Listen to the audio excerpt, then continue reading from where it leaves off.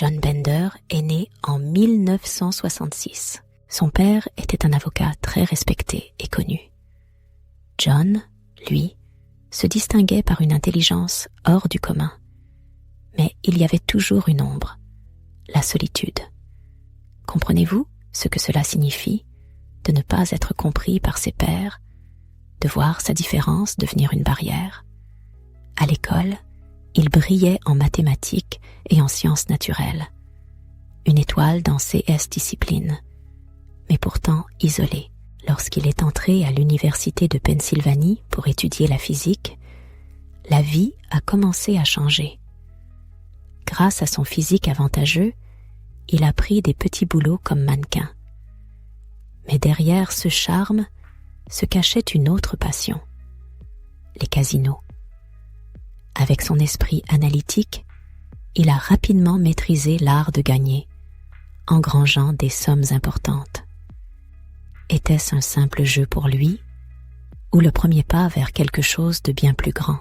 Après avoir obtenu son diplôme, un ami lui a proposé de rejoindre la bourse de Philadelphie. Là-bas, John a commencé à exploiter son génie pour inventer de nouvelles stratégies. À 25 ans seulement, il était déjà le meilleur trader de son groupe, ayant amassé 80 millions de dollars. Mais pour John, cela ne suffisait pas. La quête de toujours plus semblait être son moteur, sa raison de vivre. Rapidement, il a été remarqué par les grands noms de Wall Street. Et avant même ses 30 ans, il gérait un hedge fund. Il avait attiré des investisseurs influents et son compte en banque affichait des chiffres vertigineux.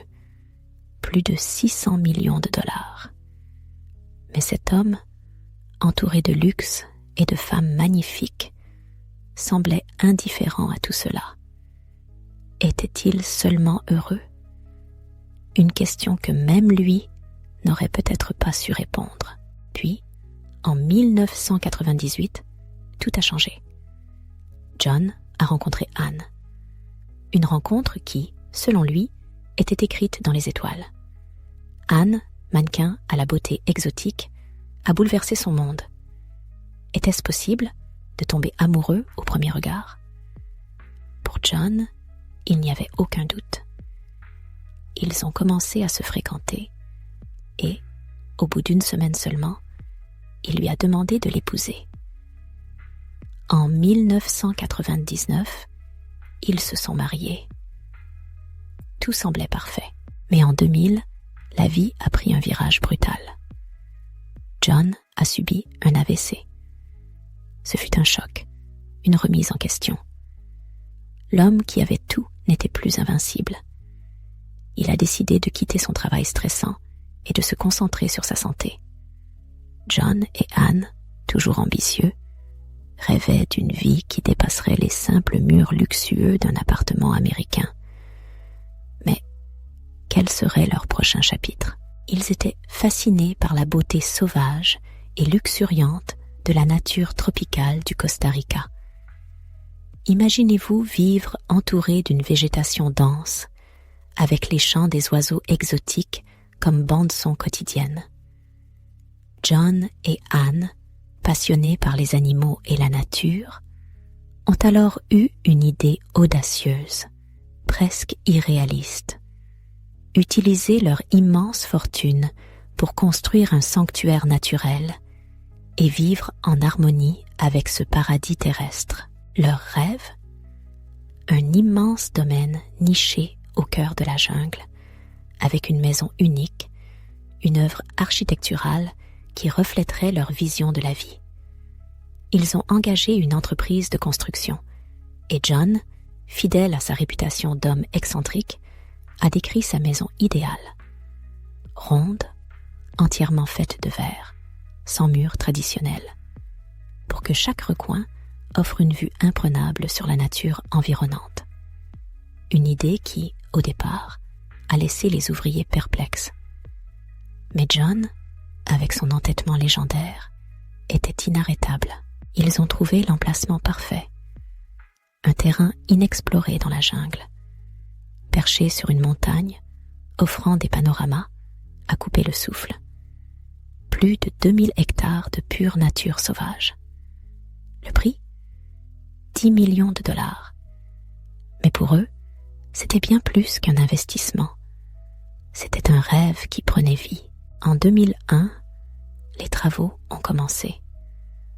Leur maison, véritable chef-d'œuvre de 4 étages et 5000 mètres carrés, allait inclure une piste d'atterrissage pour hélicoptères et une piscine. Une construction titanesque, rapidement devenue l'un des projets les plus impressionnants du pays. John a quitté définitivement son ancienne vie pour s'installer au Costa Rica avec Anne, où ils ont supervisé chaque détail de la construction. Leur implication était totale, presque obsessionnelle, mais ce n'était pas qu'une histoire de béton et de verre. Autour de leur futur foyer, la nature était omniprésente.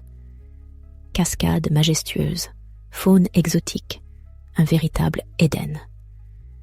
Leur passion pour les animaux les a poussés à consacrer leur temps à les protéger. Ils soignaient les blessés, recueillaient ceux abandonnés et faisaient tout pour préserver l'écosystème environnant. Après 4 années de travaux acharnés, leur maison était enfin terminée. Un palais unique, baigné par la lumière naturelle, doté d'une piscine somptueuse et d'une plateforme d'hélicoptère, en plein cœur de la jungle. Mais cette réalisation n'était qu'un début. Que pouvait bien réserver l'avenir à ce couple visionnaire, qui ne cessait de rêver plus grand? La maison fut baptisée Barakian. Une œuvre unique, perchée dans la jungle, avec une vue qui coupait le souffle. Imaginez-vous, depuis cette maison, contempler l'immensité de l'océan Pacifique, les terres lointaines du Panama et du Nicaragua. À l'intérieur, chaque détail semblait sorti d'un rêve. 550 lampes. Tiffany illuminait les pièces, créant une atmosphère à la fois luxueuse et intime. Mais ce bonheur, ce paradis qu'ils avaient bâti de leurs mains, n'allait pas durer. Les problèmes commencèrent rapidement, et ils prirent une ampleur que ni John ni Anne n'auraient pu imaginer. Certes, la construction massive de Barakian avait créé des centaines d'emplois pour les habitants du coin. Grâce à ce chantier, des villages entiers avaient enfin accès à l'électricité et à l'eau courante, un luxe inimaginable auparavant. Mais malgré tout cela, les locaux voyaient en John et Anne des intrus, des étrangers riches, des gringos, venus s'approprier leurs terres. La jalousie, mêlée à une profonde méfiance, ne cessait de croître. Les tensions atteignirent rapidement leur apogée. Les habitants commencèrent à protester contre la construction, mais personne ne semblait les écouter. Alors, les menaces se firent plus directes. Des inconnus pénétrèrent dans la maison et braquèrent une arme sur John. Ce jour-là, ils eurent la vie sauve, mais l'alerte était donnée. Leur rêve était en danger. Traumatisé par cet incident, John prit des mesures drastiques. Il acheta des armes, engagea des gardes armés, et leur maison se transforma en véritable forteresse. Pourtant, malgré ces efforts, une peur constante s'était installée en eux. Ce paradis qu'ils avaient imaginé devenait une prison.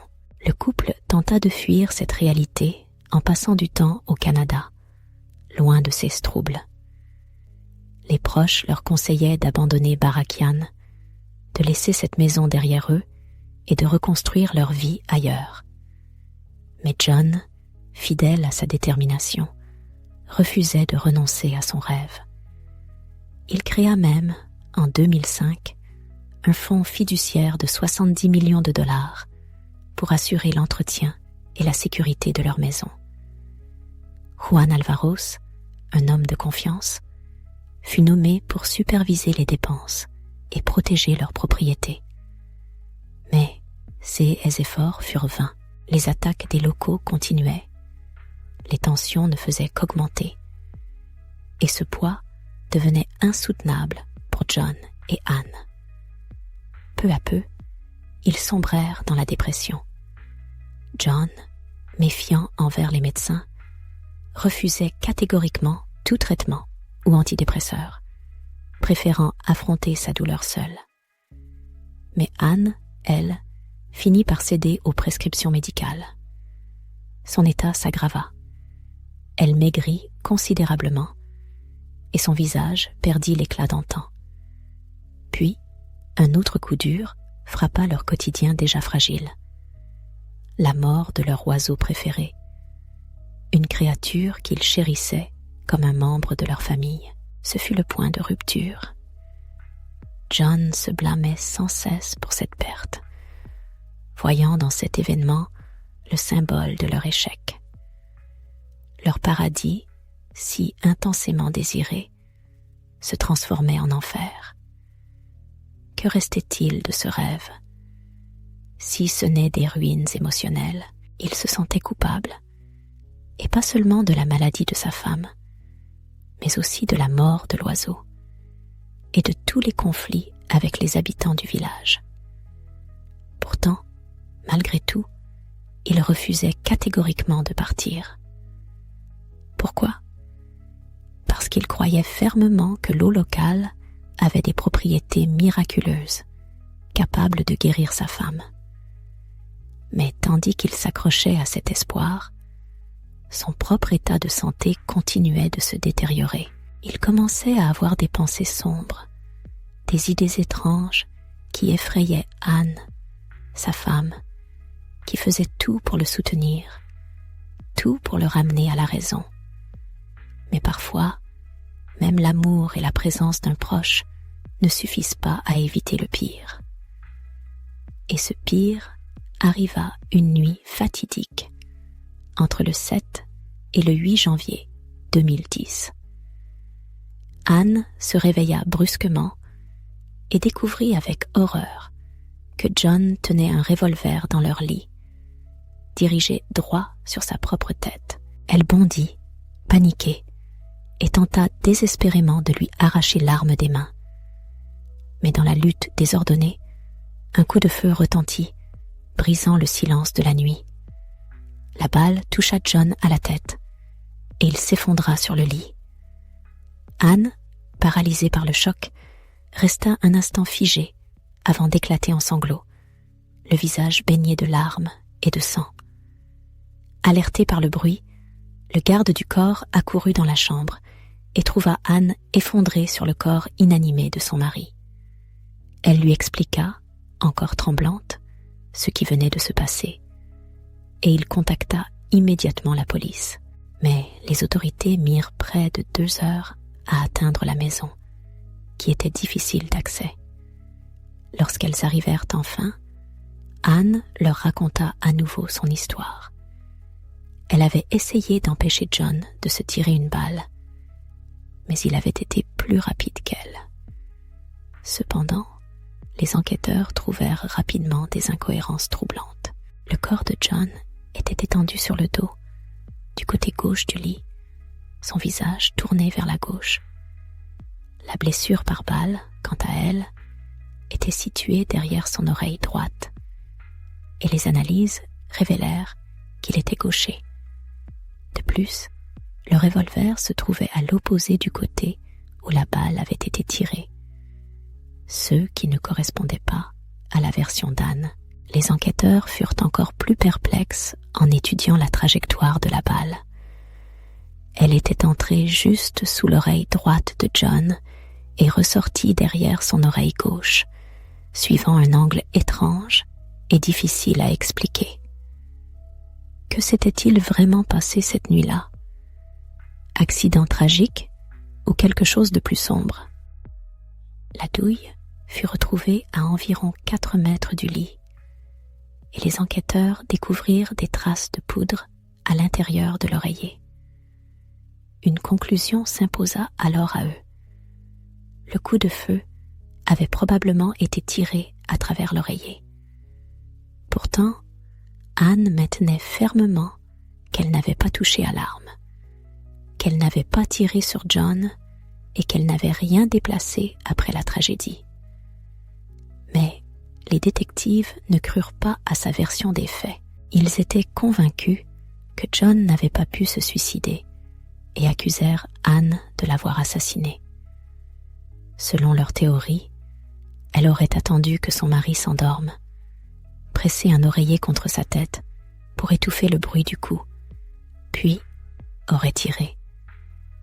Cela expliquerait, pensait-il, les incohérences dans l'affaire.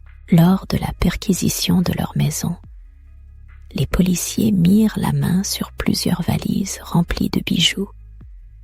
La valeur de ces pierres précieuses dépassait 20 millions de dollars. Les enquêteurs soupçonnèrent immédiatement un trafic de contrebande. Mais Anne rejeta catégoriquement cette hypothèse. Elle expliqua que leur famille était simplement très aisée et qu'ils avaient une passion pour la collection de bijoux. John, ajouta-t-elle, voyait dans ces pierres une excellente forme d'investissement. Cependant, la mort de son mari eut des répercussions terribles sur Anne. Elle tomba dans un état de choc profond. Son corps, déjà fragile, se couvrit de plaies et elle subit une grave dépression nerveuse. Son état physique se détériora à un point critique. On l'hospitalisa en urgence alors qu'elle pesait à peine 35 kilos, souffrant d'une sévère déshydratation. Les médecins étaient divisés sur ses chances de survie, estimant qu'elles étaient de 50%. Le médecin en charge de son CEAS déclara d'ailleurs qu'Anne était tellement affaiblie qu'il lui paraissait impossible qu'elle ait pu commettre un meurtre. Elle ne pouvait même pas tenir une cuillère toute seule. Comment aurait-elle pu manier une arme? Malgré tout, la convalescence d'Anne dura 7 longs mois.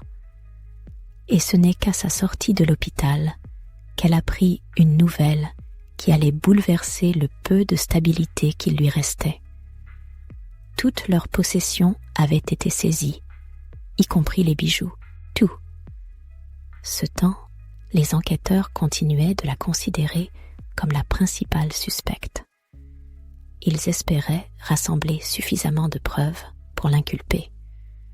Ils analysèrent la tenue de nuit qu'elle portait cette fameuse nuit. Mais ils n'y trouvèrent rien de probant, seulement quelques petites taches de sang qu'elle expliqua par son contact avec le corps de John. Ils fouillèrent également son téléphone et l'ordinateur qu'elle partageait avec son mari. En analysant leurs échanges, ils découvrirent que John écrivait régulièrement à ses proches à propos de son instabilité mentale. Il se plaignait souvent de ses idées noires, parlant de son envie de tuer tout le monde autour de lui, avant de s'en prendre à lui-même. L'enquête révéla également que John souffrait de troubles mentaux depuis son adolescence. Un trouble bipolaire et un trouble obsessionnel compulsif avaient été diagnostiqués chez lui des années auparavant. Alors, qui croire?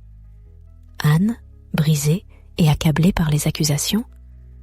Ou les enquêteurs, persuadés qu'elle cachait quelque chose, en avaient été diagnostiqués avec un trouble bipolaire bien avant ces événements tragiques?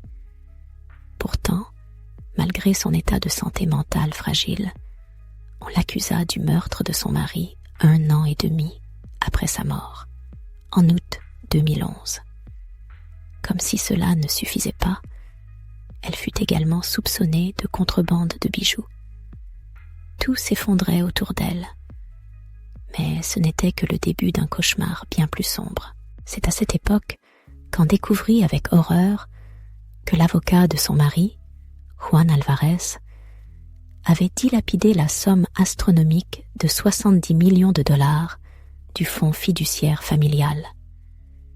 Elle se mit à soupçonner Juan de vouloir profiter de leur malheur pour tout lui voler.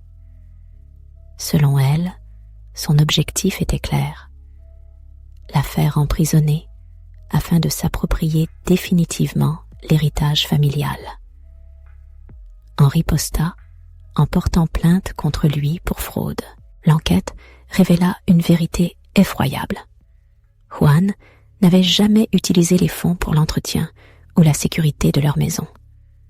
Non, il s'en servait pour ses besoins personnels, pour payer ses propres factures et, plus choquant encore, pour acheter des chevaux pour sa ferme. Malgré cela, bien qu'il fût destitué de son rôle de gestionnaire, les preuves contre lui étaient insuffisantes pour le condamner. L'affaire fut abandonnée, laissant en impuissante face à cet homme qui niait farouchement toutes les accusations. Pour Juan, ces poursuites n'étaient rien de plus qu'une manœuvre désespérée d'Anne pour détourner l'attention sur elle-même. Mais le pire restait à venir. Le procès pour le meurtre de son mari débuta.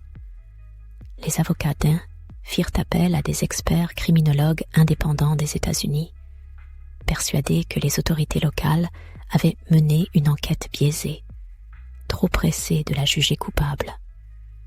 Les experts américains furent frappés par l'absence de rigueur. Aucune empreinte digitale d'Anne n'avait été relevée sur l'arme du crime. Aucune trace de résidus de poudre sur ses mains n'avait été recherchée. Des éléments simples mais cruciaux qui auraient pu établir sa culpabilité ou son innocence de manière plus crédible. Et pourtant, malgré l'absence de preuves directes contre elle, les enquêteurs locaux s'étaient acharnés à la désigner comme coupable. Or, les faits racontaient une autre histoire. Des résidus de poudre furent retrouvés sur les mains de John, son mari. Cela suggérait qu'il avait lui-même manipulé l'arme. Les experts déterminèrent également que John n'avait pas été tué dans son sommeil. Les éclaboussures de sang montraient qu'il était conscient et en mouvement au moment du coup de feu.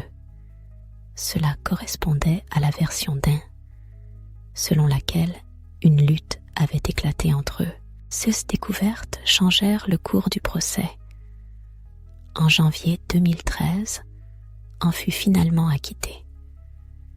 Après des années de calvaire, elle pouvait enfin respirer.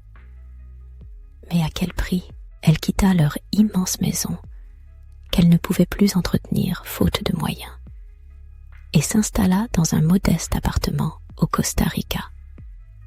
Toute leur fortune avait été soit dilapidée, soit gelée. 6 proches et amis lui apportèrent leur soutien, mais Anne devait reconstruire sa vie à partir de rien. C'est alors qu'elle rencontra Greg Fisher, un Américain vivant également au Costa Rica. Était-ce un signe du destin? Un nouveau départ? Ou bien un chapitre marqué par d'autres défis à venir? Elle n'avait jamais envisagé de quitter le pays, mais en avait tort de croire que tout était enfin derrière elle. En mai 2014, un nouveau coup de tonnerre s'abattit sur elle. Elle fut à nouveau accusée du meurtre de son mari. La nouvelle la terrassa. Elle allait devoir affronter, une fois encore, un procès pénible pour prouver son innocence. Mais cette fois, Anne découvrit une particularité accablante du système judiciaire du Costa Rica. Il est possible d'être jugé plusieurs fois pour le même crime. La population locale, y compris les policiers et le procureur, restait convaincue qu'Anne avait tué son mari. Le nouveau procès se déroulait sous la présidence d'un autre juge. Anne, épuisée, dut répéter encore une fois que jamais elle n'aurait voulu la mort de John. Elle affirma qu'il s'agissait d'un acte désespéré, un geste que son mari avait prémédité. John était obsédé par cette idée, et malgré tous ses efforts pour l'en dissuader, il avait mis fin à ses jours. Les avocats d'Anne présentèrent au tribunal des copies des messages que John avait envoyés à ses proches, dans lesquelles il parlait de ses intentions tragiques. Mais cela ne suffisait pas. Le procureur contesta tout. Il insista sur le fait que John était gaucher et que, selon lui, il n'aurait pas pu se tirer une balle sur le côté droit de la tête. De plus, il souligna que la trajectoire de la balle et l'emplacement de la douille ne correspondaient pas à un suicide. Il accusa même en d'avoir falsifié les preuves. La situation était critique. La femme risquait jusqu'à 25 ans de prison. Cette fois, le verdict fut impitoyable. Le juge la déclara coupable et la condamna à 22 ans de réclusion. Le choc fut immense, non seulement pour Anne, mais aussi pour ses proches. À ce moment-là, elle était déjà affaiblie physiquement, mais on l'emmena sans ménagement de la salle d'audience vers une cellule. Sa famille et ses amis craignaient qu'elle ne survive pas à l'enfer de la prison, compte tenu de son état de santé. Son compagnon, Greg Fisher, ne baissa pas les bras et continua à se battre pour elle, malgré l'horreur des conditions dans lesquelles elle était détenue. La prison était un véritable cauchemar. 50 femmes s'entassaient dans une cellule avec seulement 3 toilettes, pas d'eau chaude et des repas insuffisants et de mauvaise qualité. Pourtant, on refusa de céder au désespoir. Elle clamait haut et fort son innocence, ne comprenant toujours pas comment elle avait pu être condamnée sans aucune preuve tangible. Tout reposait sur des spéculations. Son appel fut enfin accepté et la condamnation fut annulée. Après 9 mois passés derrière les barreaux, on recouvra la liberté en hiver 2015. Mais elle n'était pas au bout de ses peines. Un 3e procès se profilait à l'horizon. Le procureur, lui aussi, refusait d'abandonner. Quelques mois plus tard, le nouveau procès débuta. On était dans un état catastrophique. Affaiblie physiquement par 2 procès successifs et par l'incarcération, elle était également brisée moralement. Pendant son séjour en prison, une nouvelle tragédie l'avait frappée. Son fiancé Greg était décédé d'une crise d'asthme. Malgré tout, on trouva la force de se battre une fois encore, soutenu par ses parents et ses amis, qui réussirent à organiser une aide juridique venue des États-Unis. Mais le destin lui réserverait-il enfin un peu de répit? Les avocats, ainsi que des experts indépendants, ont présenté des arguments en faveur de l'innocence de l'accusé. Cette fois-ci, le juge a rendu un verdict de non-culpabilité en juin 2017. Dès qu'on a reçu son passeport, elle est immédiatement retournée aux États-Unis, décidant de ne plus prendre de risques en vivant au Costa Rica. Elle a abandonné leur immense maison au Costa Rica, sans aucun regret. Aujourd'hui, elle est complètement abandonnée. La seule chose qu'on a pu récupérer, c'est sa collection de bijoux, après que les taxes aient été prélevées, avant de mettre la maison en vente. Mais l'accusation ne s'est pas arrêtée là. Elle comptait bien attaquer les enfants lors d'un 4e procès. Bien que les procès par contumace soient interdits au Costa Rica, un accord d'extradition existe entre ce pays et les États-Unis. C'est pourquoi, aujourd'hui, on redoute que l'accusation ne décide de lancer ce 4e procès. Et vous, qu'en pensez-vous? Partagez votre opinion dans les commentaires. Si cette histoire vous a captivé, n'oubliez pas de liker et d'activer la cloche pour ne rien manquer. Merci d'avoir regardé.